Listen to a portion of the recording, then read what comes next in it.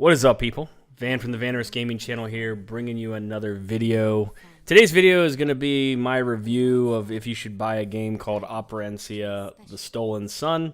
Now, this game, I believe, came out originally on Xbox back in 2019, and then recently in March of 2020, it released for Nintendo, Switch, Steam, and I also believe PS4.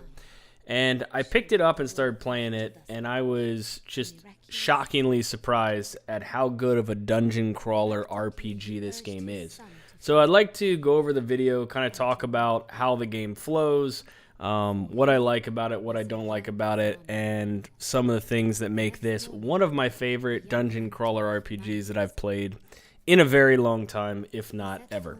So let's get started here. So first and foremost, you can see right out of the gate, the voice acting, the story, and the art of this game is pleasing to the eyes. Like, when you look at the cutscenes and you're looking at the scenery, it's just a really pretty game, which is pretty unusual for me for these dungeon crawlers. Usually they're in like a dark and like grimy dungeon, and it doesn't look pretty. This is a very pretty game from the art style. Once you get past that, it's pretty much all voice acted. You meet a lot of characters in this game that you can then bring into your party. And there's a lot of, personality to each character and how they interact with each other. And there's a lot of storytelling that goes on. And it goes on during when you're resting at Campfires, which is the main part of the whole game when it comes to party customization, inventory management, buying and selling. That's all done at these campfires. Resting is done at these campfires. Saves are done at these campfires. So I think the game has done a really good job of giving you a one-stop shop that if you're not out killing things, that you go to rest, and when you're at the rest point, that's when you can do all of your stuff from saving, selling, customizing, etc. Now, the gameplay is, like I said, very much so a Bard's Tale 4 style. So if anyone has ever played Bard's Tale 4, they basically take the enemy and put them into 3 rows, front, middle, back. But then they also divided them into, I believe, 3 or 4 rows left to right. So you could move your characters left to right to put them in specific lanes in order to fight the enemy. In this game, they eliminated the whole checkerboard. You just have front, middle, and back rows. And each one of them is affected more or less by a specific attack. So some attacks do more damage and have a better chance to hit in the front. Some do better for the middle row, and some do better for the back row. And when you build out your group, you want to keep that in mind. You don't want to have all characters that do most damage and hit are all range characters. You want to have a nice mix. And that brings us to the different characters in this game. So when you first start out, you can choose to make pretty much a fighter, a hunter, or a mage. I would highly recommend that you make a caster. The reason I highly recommend that is once you pick up all of your companions, none of them are straight up damage dealer casters. Some of them have spells, but none of them are just a straight up, I am a caster of fireballs and lightning bolts and all of that. And so making a mage as your character, as the main character, is something I would suggest, because you'll get other characters throughout the game that are hunters, that are fighters, that are healers, but you'll never get a full-blown mage damage dealer character. So you start with your character. In this case, I chose a hunter. And then you're given Yaska, which is your first character. Now, he's kind of a pseudo thief fighter guy. You can kind of build him one way or another. And each class has 3 skill trees. So you can go down 3 different trees, and depending on which tree you go down, you have different gimmicks. For like Yaska, he has a poison tree where he does a lot of poison damage. And then he has a more of a direct damage tree, and then he has more of a range tree. And you get active abilities, and you also get passive abilities. And I feel like the game does a pretty good job of leveling you up at a fast enough pace that you feel like you're leveling enough that it's exciting. Like, I feel like every time I level, I'm like, oh, I got a new level. I get new skills. And then also you get attributes to go with those skills. So every time you level, you can then choose which attributes you can put them in. I will say what I really like about the game is you are not stuck with whatever you build. You can completely recustomize your abilities and your attributes at any given time. So you're not locked into having to spend money or do anything. As soon as you go to a rest point, you don't even have to go to rest point. As soon as you click on your character, you have the ability to redistribute both your attribute points and your abilities. In addition to that, you have the gear. This game gives you an auto, optimize button where if you don't want to spend hours like trying to figure out what gear you want on all your characters, you can simply click the optimize gear button and it will try and give your characters what the game thinks is the optimal gear set for that character. So, for me, if I don't want to spend hundreds of hours dealing with what my gear is and min-maxing, it's great for someone who just wants to get through the game and play it. And then the people who really do want to customize their gear and their stats and make builds, you can do that as well. So there's a lot of play there. Now, in addition to that, you're also given the ability to craft potions using alchemy. You pick up recipes, you can buy them from the vendor that comes with you, or you can find them in the game. But they take that into a little mini game as well, which is really cool. They give you hints on how to build the recipe, and you have anywhere from 2 or 3 columns. And it will say, a plant is from the mountain region and has healing properties. So you have to put in the column, plant, healing, and then mountain region. But it's not as simple as that. A lot of them are like, well, the first one can't be this, and the second one can't be that, and don't use the woodland area.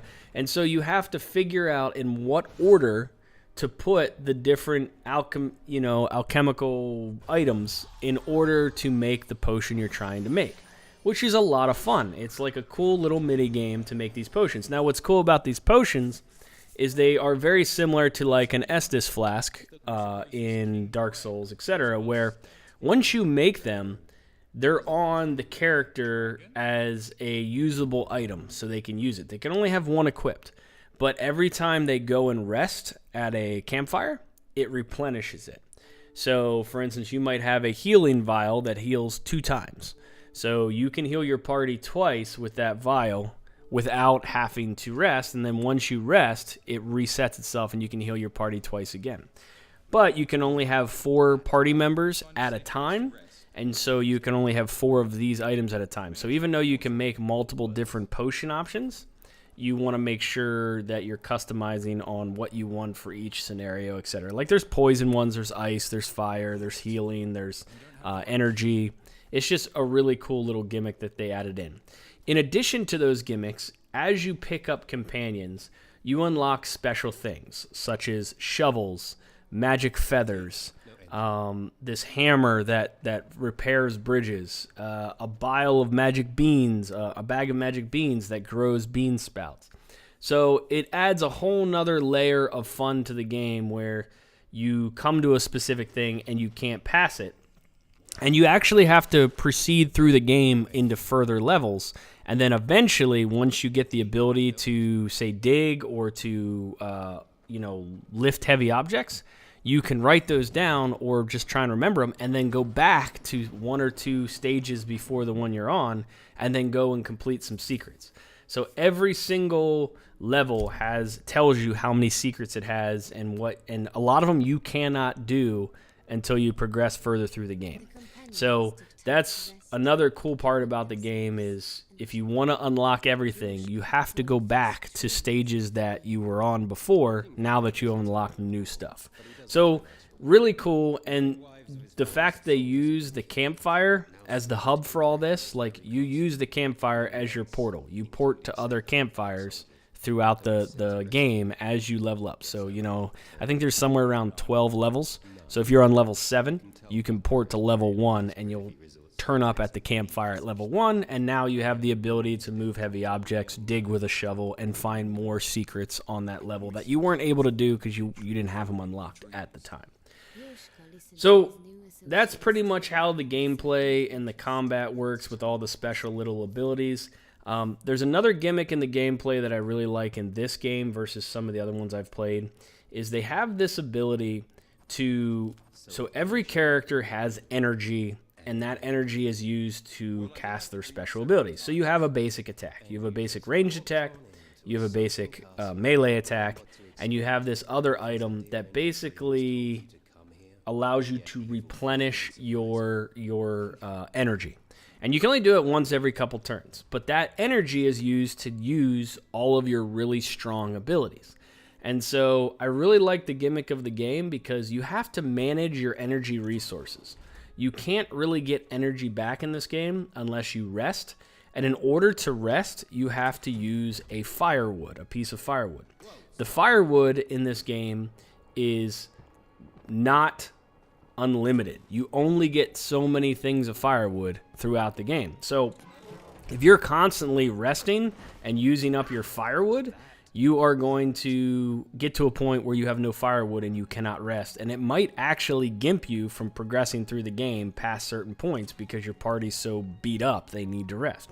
So what this ability does, it allows you to regain energy, which can then be used to do special abilities like heals and all that, so you don't necessarily have to rest. So it's a good idea in a game to allow you to do that in between combat. So you have to choose, well, do I want to blow all of my best abilities and use up all of my energy on this fight? Or do I want to use basic attacks for a while and then build up my energy and then, use my abilities on like the big fights? So there's a lot of that understanding that you have to go on. And when you do that ability that brings your energy back, you're kind of in a guard mode, so it makes you a little bit more defensive while you do it. But it's just a really cool gimmick that they added into the game that I really, really like. On top of all of that fun stuff, let's talk about the vendor. So eventually in the game, you will unlock the vendor. And another thing that's cool about it is the vendor is in when you rest. And every time you enter to a campfire to choose to rest, she'll say, hey, I got new goods, and you can go over to her. And she'll buy and she'll sell from you, so you can buy and sell all the gear you're not using with her. She sells some firewood, but she usually sells some decent upgrades, and it's helpful to get gear from her as well as the gear you get as you progress through the game. In addition to the alchemy, the being able to port from levels, the save, that's also in the campfires where you swap out your companions. So at any given point, you can only have 4 companions in your party at once, but you can have up to, I believe, 8 total. I think you end up getting 8 total companions, and then you can pick and choose which companions you want in your party for which fights. In addition to that, if you save, like what I like to do is I like to have abilities that are AoEs during the trash fights, and then when I get to a boss, I like to redo a lot of my abilities to be more single target damage. And the same applies for companions. Some companions are better at single target, and some companions are better at AoE. So it really is cool that you can customize your characters and your party on the fly as you progress through the game. Now, other than all of those aspects, there's a lot of traps in the game, and then there's a lot of puzzles in the game. The game is full of puzzles and trying to figure out how to get past certain things. Now, I will tell you, I'm a big fan of puzzles, and this game actually gives you some pretty hard puzzles to figure out. Now, some of you who have played it might say I'm an idiot and I just don't know how to do puzzle games, but some of the puzzles were really hard to figure out. I actually needed help to understand exactly what they're doing. So it's one of those games where you have to read your journals. You have to listen to what your characters are telling you because they're giving you hints.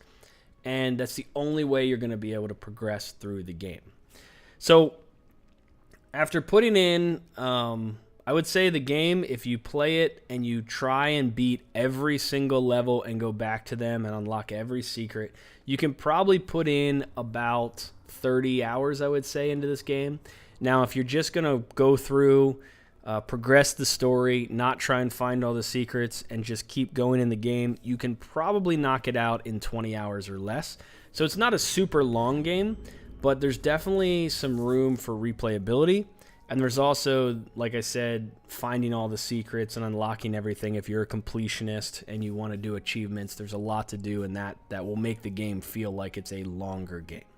So my recommendation for this, pros of this game are the art style is amazing. The way that everything is put into the campfire, it's like a one-stop shop, is fantastic. Very streamlined.